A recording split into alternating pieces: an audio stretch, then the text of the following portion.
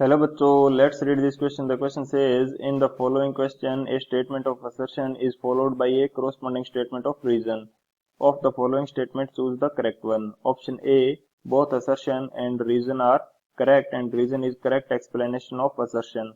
Option B, both assertion and reason are correct but reason is not the correct explanation of assertion.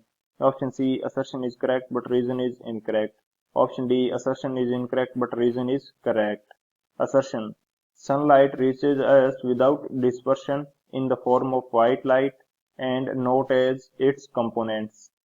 Reason: dispersion takes place due to variation of refractive index for different wavelength, but in vacuum the speed of light is independent of wavelength and hence vacuum is a non-dispersive medium.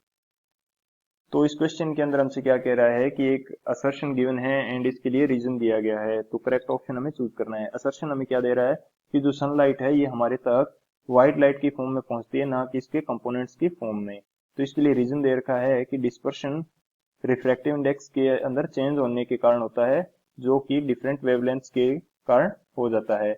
लेकिन vacuum के अंदर जो speed of light है ये same रहती है या independent of wavelength रहती है, तो जिसके कारण वैक्यूम क्या है, नॉन डिस्पर्सिव मीडियम। तो इसके लिए जो हमारा की कंसेप्ट है ये क्या हो जाएगा, की कंसेप्ट की यदि बात की जाए, की कंसेप्ट की कंसेप्ट जो फर्स्ट हम यूज करेंगे ये हमारे पास क्या हो जाएगा, वैक्यूम के अंदर कोई भी मीडियम नहीं होता। तो यदि मैं इसको फर्स्ट की कंसेप्ट के रूप में लिखना चाहूं, in vacuum there is no medium, there is no medium, vacuum के अंदर कोई मीडियम नहीं होता। एंड सेकेंड यदि की कंसेप्ट देखना चाहें तो डिस्पर्शन हमारे पास क्या होता है, डिस्पर्शन जो व्हाइट लाइट की इसके डिफरेंट कंपोनेंट्स के अंदर स्प्लिटिंग होती है इसको बोला जाता है dispersion. Splitting splitting of white light splitting of white light into its components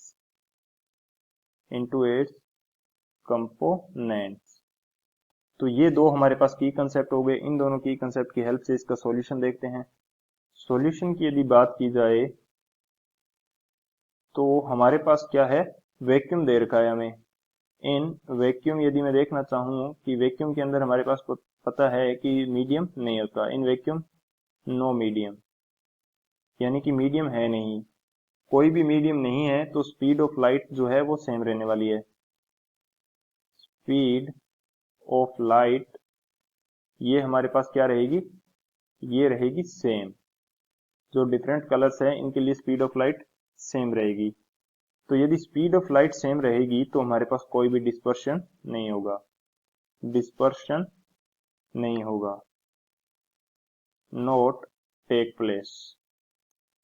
तो डिस्पर्शन हमारे पास नहीं होता, क्योंकि जो स्पीड ऑफ लाइट है किसी भी मीडियम के अंदर यदि स्पीड को मैं v से शो करूं तो ये हमारे पास होती है c बाई म्यू के, and mu is the refractive index of vacuum, जो कि हम लेते हैं वन लेते हैं, तो हमारे पास ये किसके इक्वल आती है, c के, एंड c हमारे पास क्या होती है, speed of light in vacuum. So ये तो हमारा हो गया क्लियर कि जो स्पीड है ये सेम रहेगी लाइट के लिए, क्योंकि जो रिफ्रैक्टिव इंडेक्स है ये सेम रहने वाला है डिफरेंट कलर्स के लिए।